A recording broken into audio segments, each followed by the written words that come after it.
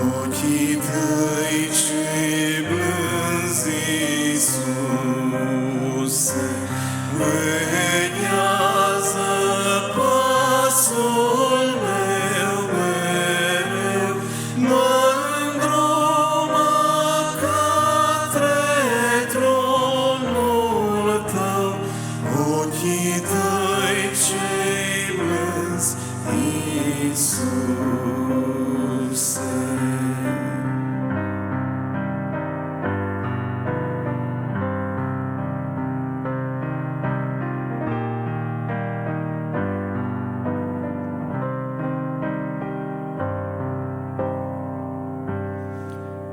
Ochii tăi cei blânzi, Iisuse, chiar din mormânt voi odihni, îi voi vedea când vei veni.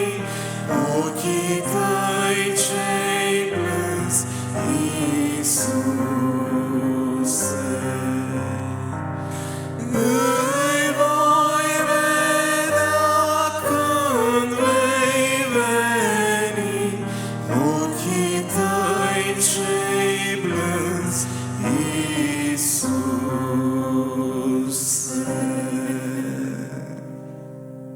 Amin.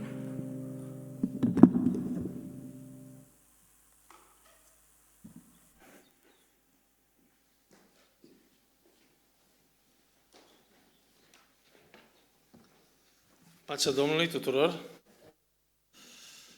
Mă bucur să ne revedem în seara aceasta. Ne bucurăm să-L avem în continuare și în weekendul acesta împreună cu noi pe fratele Valentin. Și vreau să vă spun ceva din culisele discuțiilor noastre. Rog să stai liniștit că va fi ok. Când i-am spus prima dată, a zis Florin, eu sunt foarte ocupat. Este responsabil cu educația pe conferință, aleargă pentru acreditări, grădinițe, școli, minister. Când se mai duce prin biserici, vorbește pe linia aceasta a educației, întâlniri cu părinți, profesori. Și zic, frate Valentin, schimbați puțin meniul, asta înseamnă evangelizare. Și mi-a zis, nu, Florin, e ca și cum aș fi în sesiune de examene și mi-iau vacanță, adică mi-iau liber, nu se poate, adică după puțin timp de gândire, că n-a fost mult,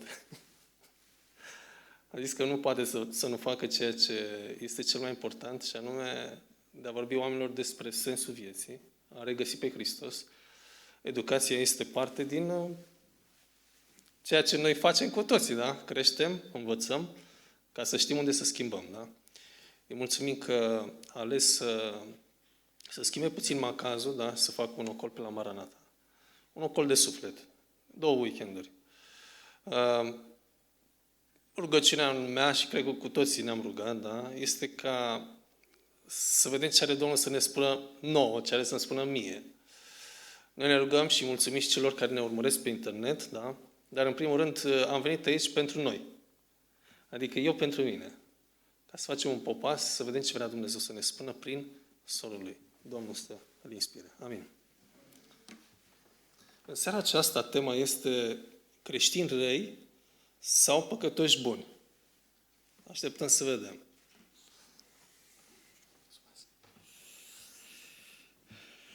Am și eu un set de mulțumiri ca o continuare a acestei frumoase introduceri. În primul rând, îi mulțumesc lui Dumnezeu că, uite, încă un segment de timp numit săptămână s-a desfășurat peste viața noastră și cu toate acestea ne bucurăm în continuare de viață, de sănătate, de putere și de cele de care avem cu toții nevoie. Dar ca să preiau ideea care a fost amintită, vreau să vă mulțumesc dumneavoastră și fratelui Florin de asemenea, pentru că mi-ați dat o vacanță. Într-adevăr, acesta este setul de responsabilități, poveri frumoase și pot să vă povestesc, dar nu este contextul acum, și săptămâna aceasta câteva vizite, una pe la Aracip. Aracip este agenția Ministerului Educației, prin care autorizează, acreditează școli, grădinițe, o săptămână plină, dar a venit pauza, a venit odihna. Și împreună cu dumneavoastră doresc să mă bucur de lucrul acesta. Vă mulțumesc pentru că mi-ați oferit posibilitatea aceasta și mulțumesc fratelui Florin pentru că a pus cuvintele care au fost convingătoare. Și asta a făcut să putem fi împreună.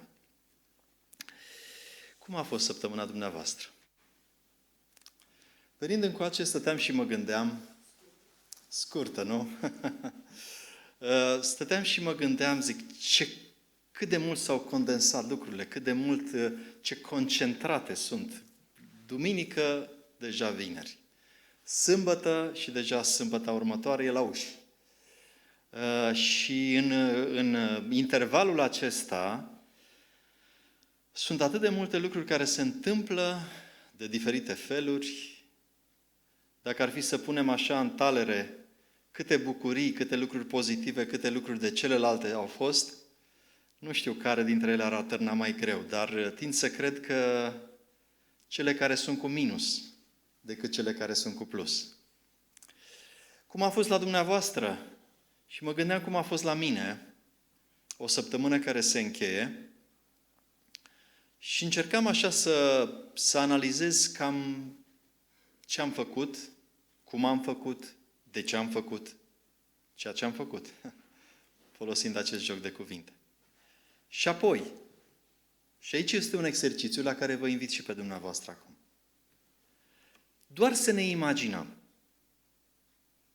Dacă Domnul Hristos ar fi fost Cel care ar fi trăit în locul nostru săptămâna aceasta, cum ar fi procedat? În deciziile pe care noi le-am luat, în situațiile pe care noi le-am întâmpinat, în realitățile cu care noi ne-am confruntat, cum ar fi fost? Să avem două tablouri. Unul pe care îl cunoaștem, ce am făcut eu. Și unul spre care ar trebui să țintim, ce ar fi făcut el. Contrastul acesta mă răscolește și cred, dacă și dumneavoastră veți dori să analizați perspectiva aceasta, este o bună lecție. Este un exercițiu de care am avea nevoie. Ca să urcăm spre ceva ce merită să fie atins. Îmi dau seama și, prelungind puțin ideea aceasta, îmi dau seama cum suntem noi, cât de diferiți suntem față de ideal. Haideți să ne aducem aminte așa doar secvențe înainte de a pătrunde adânc în subiectul acestei seri și îl observăm pe Domnul Hristos într-o viață reală ca și a noastră, când la un moment dat, lângă o fântână, într-o pustietate, fântâna lui Iacov, apare o femeie, aproape ca din întâmplare, era miezul zilei când soarele dogora puternic. Și apare acolo și Domnul Hristos, vă aduceți aminte, deși știa cam totul despre ea, totuși nu-i spune nimic, nu-i reproșează absolut nimic, ci ce îi spune? Eu am ceva pentru tine. Ceea ce, dacă tu ai vrea, dacă tu ai accepta ceea ce eu pot să-ți dau, viața ta ar fi altfel. O secvență. O altă secvență. O îmbulzeală de oameni, strigăte, oameni vociferând și la un moment dat mișcare de oameni și într-un final o femeie este împinsă în față și trântită la pământ. Vă amintiți, nu? Toată lumea tulburată și pregătită pentru atac. Și el, amintiți? Femeie, nici eu nu te osândesc. Du-te, dar să nu mai păcătuiești. Observați ce diferit. Ce diferit. O altă secvență și m-aș opri aici. Un loc separat, cumva, un fel de separeu, o cameră de sus, un grup restrâns de persoane apropiați ai Domnului Hristos, servea o cină. Și Domnul Hristos știa foarte bine, ceea ce se întâmpla în mintea și în inima tuturor, dar în mod special a unuia dintre ei. Și cu o atitudine pe care noi nu o putem înțelege, vă aduceți aminte? Nu își permite, nu-și ia dreptul acesta să spună mai mult decât ar fi trebuit. Unul dintre voi, cel care întinde cu mine mâna în blid, fără să indice, celălalt este, fără să-și dea seama, întinde el mâna tot în momentul acela. Câtă atenție! Iar eu cum sunt? Gata să reproșez? Gata să mustru? Când văd că e ceva ce nu se potrivește cu ceea ce cred eu? Două tablouri. În seara aceasta, frați și surori, facem un pas mai departe, dragi prieteni, pentru că am dorit să creștem, să mergem spre o altă etapă a experienței cu Dumnezeu. Pornit câțiva pași, am văzut modul în care Dumnezeu ne cheamă, ne invită, ne dă o identitate nouă, iar acum am dorit să construim pe identitatea aceasta, mergând la un pasaj care este de-a dreptul surprinzător și îl aprofundăm puțin pentru a scoate în evidență de ce spun că este surprinzător. El se găsește în prima epistola lui Ioan, 1 Ioan, capitolul 3, versetul 1 și versetul 2. 1 Ioan, capitolul 3, versetul 1 și versetul 2. Haideți să citim rar, în așa fel încât să simțim, să pricepem foarte bine sensul fiecărui cuvânt sau al expresiilor folosite. 1 Ioan 3, 1 și 2. Vedeți ce dragoste ne-a arătat Tatăl? Să ne numim copii ai lui Dumnezeu. Și continuă. Și suntem. Lumea nu ne cunoaște pentru că nu l-a cunoscut nici pe El.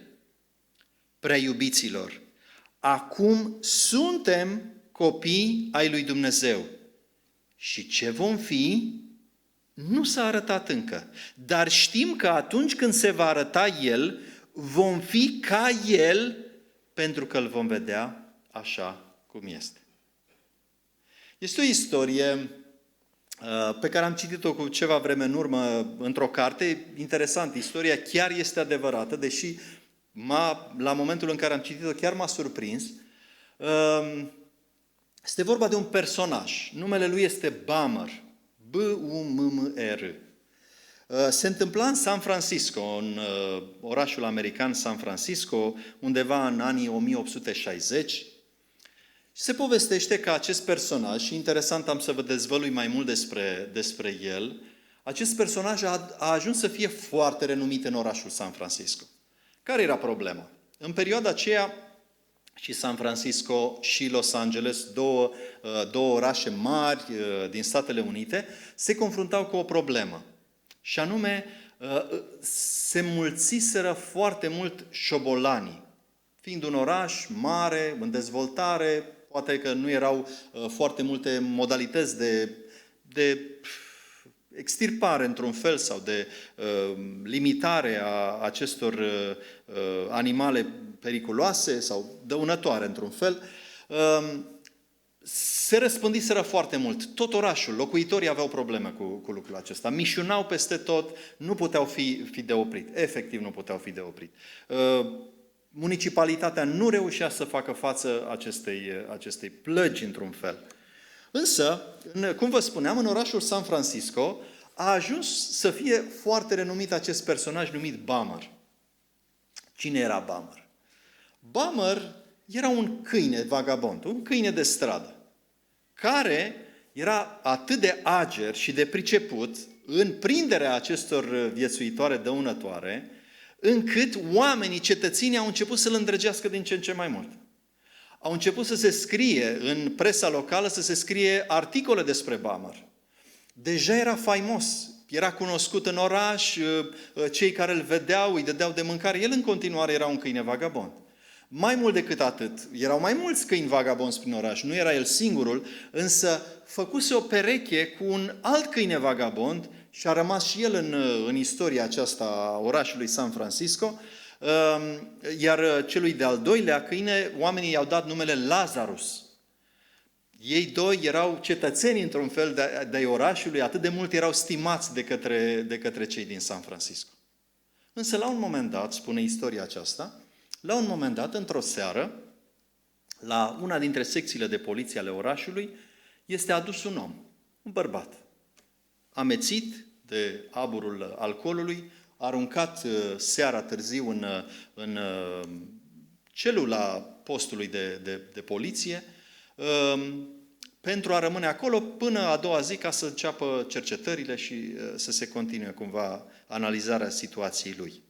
Mai erau în celulă câteva alte persoane, tot așa în detenție, care l-au întrebat, bineînțeles, ce-i cu tine? De ce ai ajuns aici? Începând ușor să-și vină în fire, a început să povestească. Iar ceilalți, când au auzit motivul pentru care el ajunsese în celula poliției, l-au luat la bătaie atât de tare încât aproape să-l omoare. A intervenit gardianul care era desemnat să păzească celula, le-a scos de acolo în așa fel încât ceilalți parteneri de celulă, ca și el, să nu-l bată până să-l omoare. Ce făcuse? Băuse suficient de bine în bar, a ieșit în stradă, amețit, clătinându-se, vede la un moment dat un câine care mergea pe stradă. Cu mintea aburită, își scoate pantoful și cu tocul pantofului, lovește în câinele acela atât de tare încât l-a omorât. Cine era câinele? Probabil v-ați dat seama. Bummer. Ceilalți, când au auzit ce a făcut cel care consumase alcool, nu și-au putut abține indignarea pentru lucrul acesta. Închei relatarea aceasta, așa cum am citit-o, cumva cu un final destul de triumfător, chiar dacă nu este unul pozitiv. Înmormântarea lui Bummer a fost un eveniment al orașului. Necrologul lui Bummer a fost scris de celebrul autor Mark Twain. Ca să înțelegeți puțin câtă faimă ajunsese să aibă acest simplu câine. Acum întrebarea, după ce am citit istoria aceasta, o istorie ca și celelalte, are, dacă doriți, puteți să căutați informațiile acestea, are și o statuie până astăzi în orașul San Francisco. Citind toate lucrurile acestea, mi-am pus o întrebare. Cum se poate o astfel de diferență? O viețuitoare necuvântătoare să poată să facă atât de mult bine de jur împrejur pentru alții și o ființă inteligentă, cu capacități înalte, o ființă umană, să coboare atât de mult încât să ajungă să strice singurul lucru bun pe care îl avea această viețuitoare necuvântătoare și lipsită de inteligență. Cum vi se pare contrastul acesta? Mi se pare o ciudățenie. Dar de multe ori, și aici este concluzia de la care plecăm în seara aceasta, de multe ori, din păcate, în experiența la care ne invită Dumnezeu și experiența la care invită Dumnezeu pe fiecare om, se poate întâmpla la fel. Haideți să vedem ce spunea pasajul nostru și să înțelegem mai bine ideea aceasta. Vedeți ce dragoste ne-a arătat Tatăl. Primul lucru pe care încearcă Apostolul Ioan să ni-l prezinte, să ni-l explice, să ne spună la urma urmei tot ce înseamnă fundamental pentru viața noastră, nu ține nici de cine suntem, nici de ce avem, nici de ce suntem în stare să facem, nu ține de nimic din toate aceste lucruri. Ține efectiv de acest element fundamental pe care îl amintește el chiar de la începutul afirmației sale. De multe ori ce povestim noi când ne întâlnim unii cu alții? Povestim ceea ce ni s-a mai întâmplat, povestim ceea ce ne-au făcut alții, povestim ce am reușit, povestim lucruri de ale noastre. Dar nu povestim, nu vorbim, nu ne gândim poate de multe ori la acest element fundamental. Care este? Care este? Vedeți ce dragoste ne-a arătat Tatăl. Tot ce înseamnă viața noastră, tot ce înseamnă existența noastră, tot ce înseamnă pace, tot ce înseamnă ocrotire, tot ce înseamnă familie, tot ce înseamnă bun pe pământul acesta, vine din acest concept. Vine din această idee spre care trebuie să ne întoarcem oricând. Faptul că suntem aici, faptul că auzim aceste lucruri, faptul că ne vedem unii pe alții, faptul că ne avem unii pe alții, faptul că ne sunt cunoscute lucrurile care nu țin doar de viața aceasta, ci țin de viața veșnică, toate au la bază ce? Acest element pe care de multe ori îl scăpăm din atenție. Ne concentrăm pe altceva pe care îl considerăm de mare importanță. Important este. Dar Apostolul Ioan spune, dacă e să începem de la ceva, acesta este elementul. Aceasta este temelia. Vedeți ce dragoste ne-a arătat Dumnezeu? Și cred că merită să facem un al doilea exercițiu în seara aceasta. Fie acum, fie după ce ne vom retrage din locul acesta. Să facem această analiză, să vedem în ce măsură am descoperit noi, în viața noastră, acest element. El este acolo. Tot ce a fost parte din experiența noastră și din săptămâna aceasta pleacă de la ideea aceasta, nu de la ceea ce am putut noi să facem, nu de la ceea ce au reușit alții în favoarea noastră, nu de la capacitățile noastre, ci de la dragostea lui Dumnezeu care se manifestă, care dă ploaie și când facem lucruri bune și când nu facem lucruri bune. Vedeți ce dragoste ne-a arătat Dumnezeu? Este fundamentul, este elementul care ne animă, este lucrul despre care putem să vorbim unii cu alții. Este lucrul pe care putem să-l împărtășim. Să spunem, uite, asta este. Vă aduceți aminte, Apostolul Pavel, o experiență, sau mă rog, o ilustrație. Apostolul Pavel, în momentul în care era expus diferitelor persoane, fie oameni de rang înalt, fie oameni obișnuiți, ce obișnuia el să facă? Ce să povestească? Amintiți-vă care era elementul fundamental la care făcea el referire deseori în relatările lui despre viața sa. Care era? Haideți să vă spun. Haideți să vă spun. Eu eram ăsta. Și făceam asta. Și dacă prindeam pe cineva, îl luam cu forța și îl aruncam. Dar la un moment dat, am înțeles ceva fundamental. Când mi s-a arătat el pe drumul Damascului. Nu? Vă aduceți aminte? Apostolul Pavel nu ascunde acest moment, ci îl face cunoscut. Pentru că acela este punctul cheie, este momentul de cumpănă din existența lui. De aceea, frați și surori, dragi prieteni, vedeți ce dragoste ne arată Dumnezeu în viața noastră? Aici este. Pentru aceasta suntem încălziți în credința noastră. Pentru aceasta suntem atrași. Vă aduceți aminte expresia biblică? Dumnezeu ne atrage la El cu... Cine știe expresia? Cu funii de dragoste. Cu funii de dragoste. Și nu doar pe noi, ci pe mulți alții. Acest surori, dragi prieteni, merită să evaluăm ceea ce suntem, ceea ce facem, ceea ce ni se întâmplă, ceea ce putem privi mai departe, plănui, din perspectiva acestui adevăr fundamental. Vedeți ce dragoste ne-a arătat Tatăl. Și continuă ideea aceasta și aș vrea să analizăm un al doilea element important. Care este, în ce mod își manifestă Dumnezeu dragostea aceasta intensă a Lui și mare pe care o are pentru fiii oamenilor? Prin ce? Spune tot apostolul, pentru că dorește și pentru că a făcut să ne numim copii ai Săi. Să ne numim copii ai Săi. Este modul în care omul poate să răspundă la această dragoste. Este singurul element, singurul lucru cu care noi putem participa, să spunem, da, sunt de acord, da, mă las câștigat de această dragoste, m-am lăsat convins de ea, o văd prezentă în viața mea. Vedeți ce dragoste ne-a arătat Tatăl? Pentru că ne-a numit copii ai Săi. De ce spune că ne-a numit copii ai Săi? Pentru că noi din fire, cum spune Scriptura, eram fii ai cui? Ai mâniei. Fii ai nelegiuirii. Și spuneam la început, 2 tablouri. Nu? În viața mea. 2 tablouri.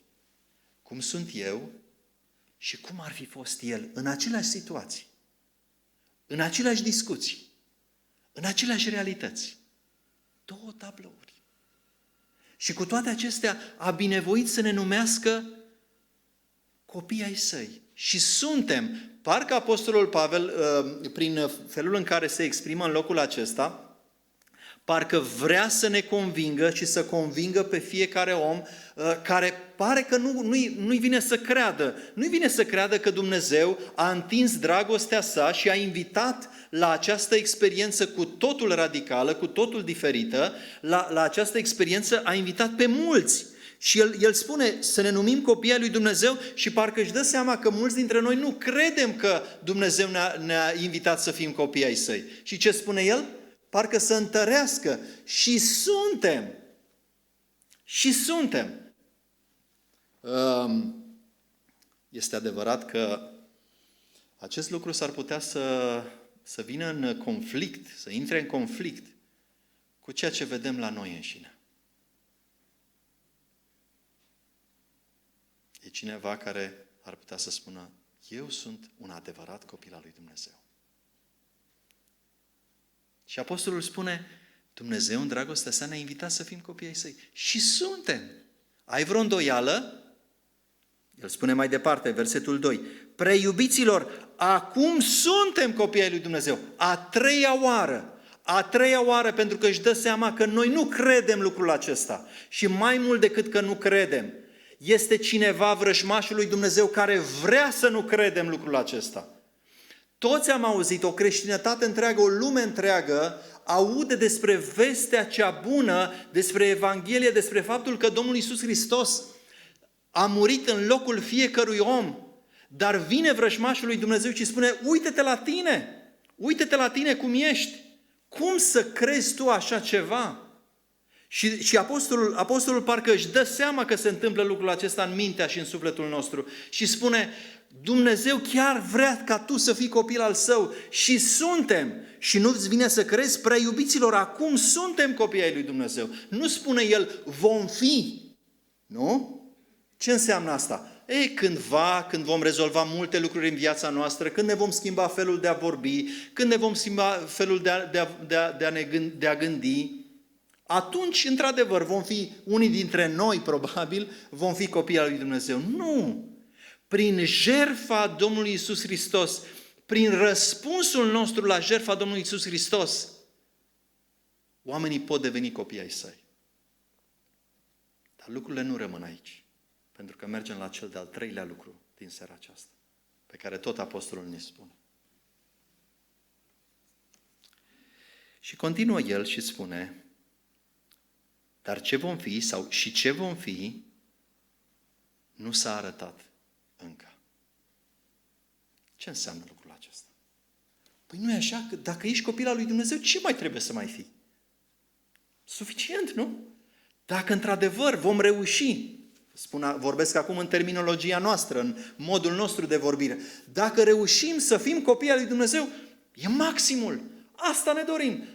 Multe rugăciuni am auzit rostindu-se, Doamne, ajută-ne să fim niște copii adevărați ai Tăi. Deci înseamnă că nu suntem, conform acestei exprimări. Dar apostolul spune, greșit. Acum suntem, prea iubiților, suntem. De ce? Nu pentru că noi arătăm cu adevărat așa cum trebuie, ci pentru că El a făcut lucrul acesta. Este darul Lui pe care ni l-a oferit, este o legitimație, un pașaport pe care ni-l pune la dispoziție și spune, uite, eu ți l-am făcut ție dar, ți l-am oferit ca un dar. Dar nu lasă lucrurile aici. Și spune, uite, în realitate, statutul acesta de copil al lui Dumnezeu este doar începutul. Pentru că ce vom fi nu s-a arătat încă. Asta ce înseamnă? Pentru că idealul, aici este nivelul acesta la care ne duce Dumnezeu prin jertfa Domnului Hristos. Noi am fost aici. Apostolul Pavel spune, dintre toți păcătoșii, ce spune el? Cel mai de jos, cel mai sunt eu. Și cu toate acestea, de acolo, de jos, de unde eram, m-a ridicat și m-a pus aici. Și acum sunt copil al lui Dumnezeu. E un dar, Nu am făcut eu ceva pentru asta. Este pur și simplu darul gestului Dumnezeu. Dar mai mult decât atât, acesta nu este punctul terminus, ci ce vom fi nu s-a arătat încă, pentru că noi de aici trebuie să urcăm împreună cu El ca să ne asemănăm cu El, pentru că în momentul în care El va veni, vom semăna cu El, îl vom vedea așa cum este și vom arăta așa cum El va arăta sau noi vom arăta așa cum este El. Noi suntem copiii lui Dumnezeu, dar lucrul acesta este doar punctul de plecare. Pentru ca apoi să construim prin experiența de fiecare zi o viață de asemănare cu El. Pentru că în momentul în care El va veni, să se uite și să spună, da, semănăm. Deci înseamnă că putem fi împreună. Vă aduceți aminte imaginea aceasta pe care o oferă Domnul Hristos cu privire la judecată, momentul acela al judecății, un moment escatologic al revenirii Domnului Hristos și spune că omenirea se va împărți în două grupe și unii vor primi de fapt ambele grupe vor avea parte de afirmații ceva asemănătoare, dar cu un element distinctiv. Am fost gol și o grupă m-ați îmbrăcat. Cealaltă grupă nu m-ați îmbrăcat. Am fost flămând și mi-ați dat să mănânc. Cealaltă grupă, am fost flămând, dar n-ați făcut nimic. Și așa mai departe, acele afirmații. Și la final, această primă grupă, cea din dreapta, spune, veniți binecuvântații tatălui meu. Doamne, când am făcut noi lucrul acesta? Nu, asta era natural. De ce? Pentru că cei din această grupă, ei deja se asemănau cu faptele, cu trăsăturile, cu prioritățile Domnului Iisus Hristos. Sunt câteva personaje biblice care ar putea să ne ilustreze foarte bine lucrul acesta. Este posibil ca uneori viața fiecărui om să aibă o traiectorie. De fapt, oricum are o traiectorie. Însă, ceea ce este cu adevărat important este cum este această traiectorie. Vă duceți aminte? E un personaj în Biblie pe care Dumnezeu îl amintește, îl pregătește, îl anunță dinainte ca el să apară, să se nască și spune părinților lui, copilul pe care voi îl aveți este un copil cu totul special. Să nu faceți asta, să nu faceți asta, să nu faceți asta, pentru că el va trebui să îndeplinească un rol esențial. Și apare copilul. Și crește și, într-adevăr, ceea ce spune Dumnezeu, ceea ce a spus Dumnezeu, devine realitate. Și apare la un moment dat Samson, cel plin de capacități, pe care Dumnezeu îl așează pe o poziție foarte înaltă în ceea ce privește capacitățile lui, fizice și nu doar fizice. Dar vreau să vă întreb, cum descrieți, în ce fel de geometric vorbind, da? În ce fel de traiectorie descrieți viața lui Samson? Cum este linia? Este una orizontală perfect, adică pur și simplu continuă ceea ce primește, este una care urcă din ceea ce are, din ceea ce a primit de la Dumnezeu, continuă să îmbogățească, să dezvolte, să-și folosească lucrurile acelea spre mai bine, spre un impact mai mare, da? Continuă să urce, sau este o traiectorie care coboară? Cum ați descrie? Descendentă, nu? Haideți să vedem un alt personaj. Ruda sa primește o chemare specială și el împreună cu această rudă se angajează la o experiență cu totul radicală și pleacă Lot împreună cu Avram.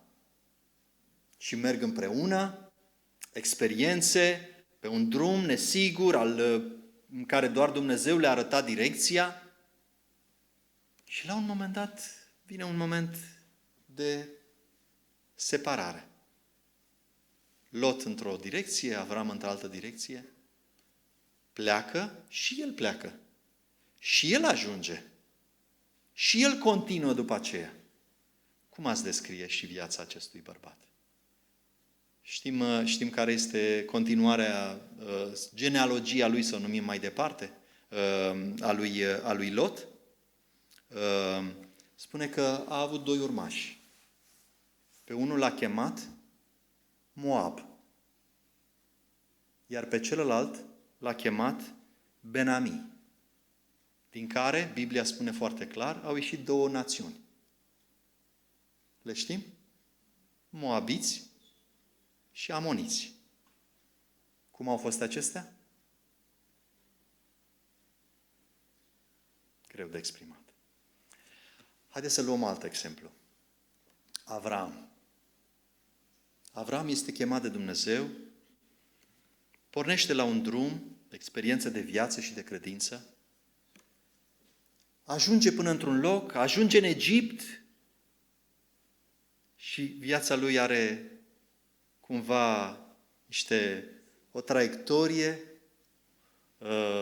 nu tocmai mai sinuoasă și continuă experiența vieții lui. Ajunge momentul despărțirii de Lot, ajunge momentul în care Dumnezeu îi făgăduiește un copil, ajunge momentul în care Dumnezeu îi spune foarte direct: ia pe fiul tău, pe singurul tău născut și adu-l jertfă. Știm ce face Avram? Întrebare. Aceeași. Cum ați descrie experiența de viață și de credință a lui Avram? Liniară? Coborătoare, descendentă sau ascendentă? Observați, vedeți ce dragoste ne-a arătat Tatăl? Dumnezeu își manifestă dragostea aceasta pentru fiecare. Ne cunoaște pe fiecare, ne cunoaște realitățile, ne cunoaște dificultățile, ne cunoaște frământările. Dar își manifestă dragostea în mod deplin și constant față de fiecare. Pentru că vrea ca primul lucru care să fie atins să fie acela el să-și poată aplica darul său, să-și poată oferi darul său de a deveni copii ai săi. De a spune: și tu ești copilul meu. Și suntem, spune apostolul. Din momentul în care spui da, Dumnezeu așează dreptul acesta pe care El l-a câștigat prin jertfa Domnului Hristos. Și suntem, spune el, e cineva care se îndoiește, revine apostolul și spune: prea iubiților, acum suntem copii al lui Dumnezeu. Nu trebuie să așteptăm un viitor îndepărtat, ci este o realitate creată de Dumnezeu. Dar de aici încolo începe o experiență frumoasă. Din momentul în care ai acceptat, din momentul în care Dumnezeu a pus și în dreptul tău statutul acesta, începe această frumoasă experiență de a crește în asemănarea cu El. Noi nu trebuie să fim mai buni decât alți oameni. N-am fost chemați la aceasta. Noi trebuie să ne asemănăm cu El. Ce va fi, nici noi nu știm întru totul. Dar vom crește în asemănare cu El și în momentul în care îl vom vedea față în față și într-adevăr atunci vom vedea cu adevărat trăsăturile și asemănarea aceasta dezvoltată prin experiența credinței. De aceea aici suntem fiecare dintre noi. Poate cineva este la momentul în care să răspundă dragostei lui Dumnezeu și să spună: da, Doamne. Și Dumnezeu să spună: și în dreptul tău se aplică statutul acesta de copil al său. Sau poate cineva a acceptat statutul acesta, poate că mai are îndoieli, dar să se bazeze pe ceea ce spune apostolul: și suntem acum, nu pentru că am făcut noi ceva, ci pentru că Dumnezeu ne-a dat acest statut. Dar acest statut nu este finalul drumului. De a fi copil al lui Dumnezeu nu e finalul drumului, ci este începutul acestui drum, în care să urcăm spre asemănare cu El. Cum ar fi viața noastră? În momentul în care fiecare zi este o experiență în care preluăm ceva de la El și trăim noi în viața noastră. Cum ar fi? Dar la aceasta am fost chemați. Și aceasta este experiența pe care Dumnezeu o are cu noi. În Munții Alpi este un mic monument. Ce s-a întâmplat? O echipă de salvamontiști a fost anunțată că un grup de bărbați, montaniarzi, au pornit la drum, la un traseu de munte, Însă vremea s-a schimbat și au fost prinși de viscol și de zăpadă pe traseul acesta de munte și, bineînțeles, echipa aceasta de salvamontiști a pornit la drum să-i salveze, să-i recupereze. Însă drumul era atât de greu, viscolul, zăpada le crea dificultăți mari. Au urcat din greu spre locul unde auziseră că ar trebui să-i găsească pe acei turiști. Însă, datorită efortului, tragă și sania aceea, targa aceea, cum se numește ea probabil, și bagajul și tot ce, frânghiile necesare pentru ancorare, pentru a putea reveni în siguranță, unul dintre acei salvamontiști n-a mai rezistat. Efectiv a fost epuizat și în urcușul acela n-a reușit să ajungă împreună cu camarazii săi până la locul unde erau turiștii aceia. Colegii săi, vă dați seama, au fost atât de mult afectați, impresionați de dârzenia lui de a continua, chiar dacă la un moment dat n-a mai avut efort, n-a mai avut putere, n-a mai avut capacitate și acolo a încetat viața. În memoria lui, așa cum am zis, au ridicat ulterior acel mic monument, pe care au scris un singur lucru. A murit urcând. A murit urcând. Dragi prieteni, Dumnezeu în seara aceasta ne spune așa. Baza, elementul cel mai valoros din existența oricărui om, nu stă în ceea ce este sau ceea ce are, ci vedeți ce dragoste ne-a arătat Dumnezeu. Aici este baza. Apoi, dragostea aceasta s-a manifestat prin ceea ce ne-a pus la dispoziție. Nu am făcut noi ceva pentru asta, ci ni s-a oferit. Ce ni s-a oferit? Statutul de copii ai săi. Noi, care știm cât de tentați păcatului suntem, totuși am primit acest dar. Însă de aici pornim la drum. Este un drum al urcării, într-un fel, dar este un drum al asemănării mai degrabă. Al pocăinței, dacă doriți, al mărturisirii, al schimbării vieții, al asemănării cu Domnul Hristos. Pentru că în momentul în care va veni El, prin drumul acesta urcând, ne vom asemăna cu El. Iar ce va fi? Nu s-a arătat încă, nici noi nu știm ce vom fi, cum vom fi atunci, pentru că vom crește, vom urca, ne vom asemăna permanent cu El, în așa fel încât să-L vedem față în față. Realitatea dovedește că viața fiecăruia dintre noi are o traiectorie. Viața fiecărui om are o traiectorie. Cam cum ar vrea să fie. Liniară, descendentă sau ascendentă de asemănare cu El. Domnul să ne ajute ca în seara aceasta să știm ce avem de făcut, să răspundem aceste invitații și să urcăm împreună cu El în asemănarea cu Domnul nostru Iisus Hristos. Amin.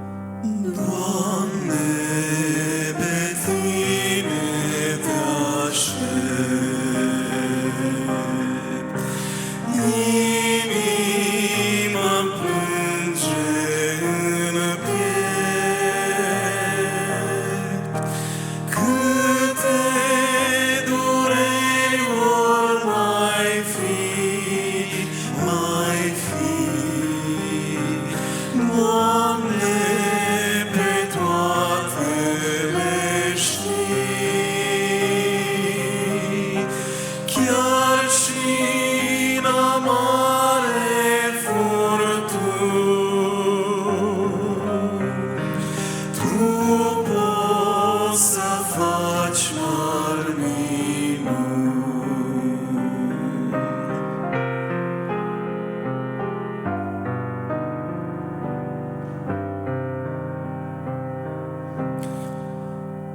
Oricât de greu încercat, singur tu nu ești lăsat. Mai mult decât ai gândit,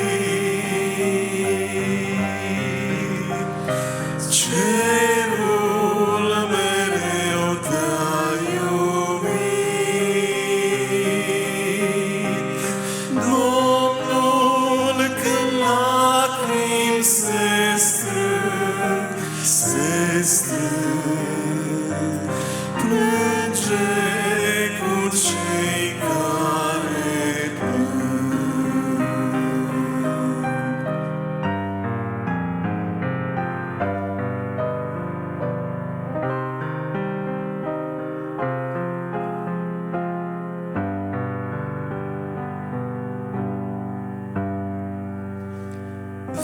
Vino, Iisus, între noi, să ne mângâi în nevoi. Tu ne-ai condus pe pământ,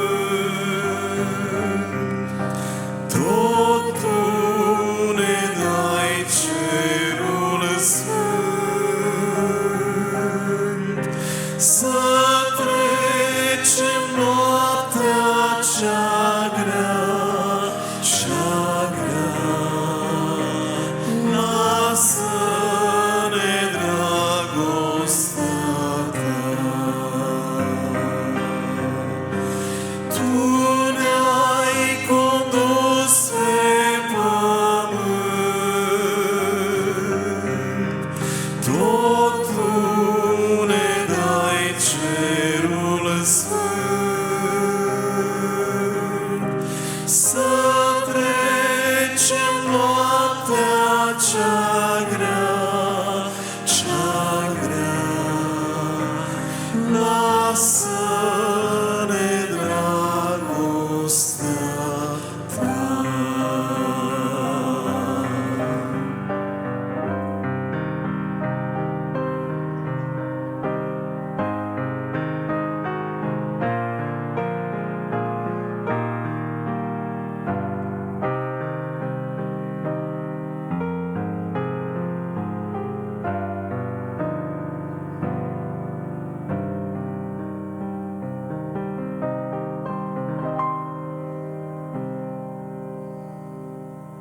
Amin.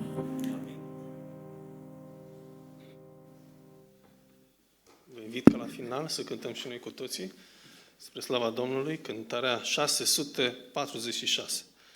O, Doamne, Tu mi-ai dat. Să cântăm din toată inima și vioi.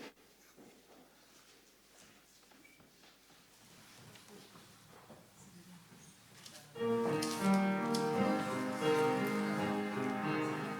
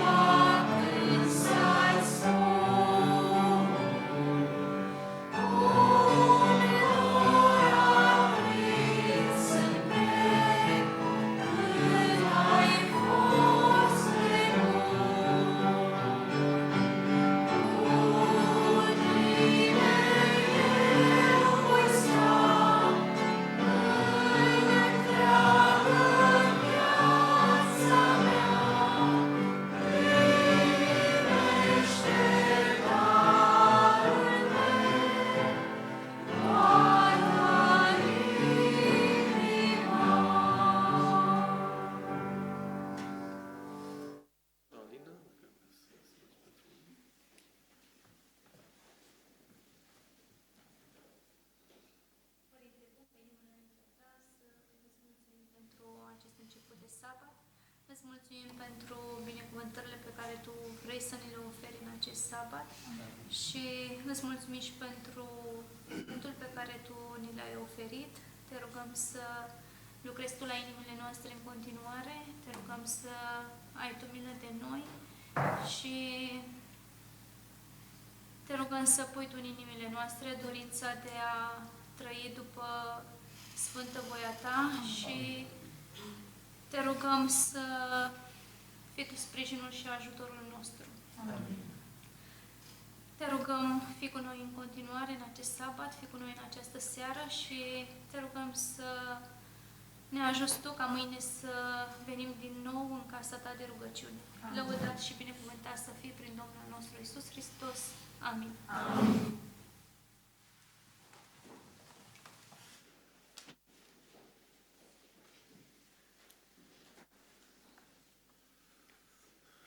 Mulțumim Domnului pentru seara aceasta, tuturor celor care au fost împreună cu noi și celor care ne-au urmărit.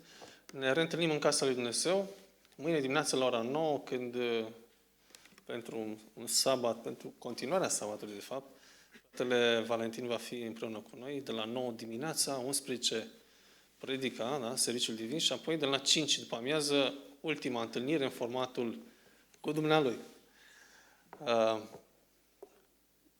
Presupunem, adică mai mult ca sigur, da, că după weekendul acesta, după sabatul acesta, se va schimba programul, dar pentru mâine după amiază rămâne ora 5, da, așa cum s-a anunțat, rămânând să anunțăm mâine, da, schimbarea de orar. Domnul cu noi, într-un spre casă, să ne revenim cu bine mâine. Amin.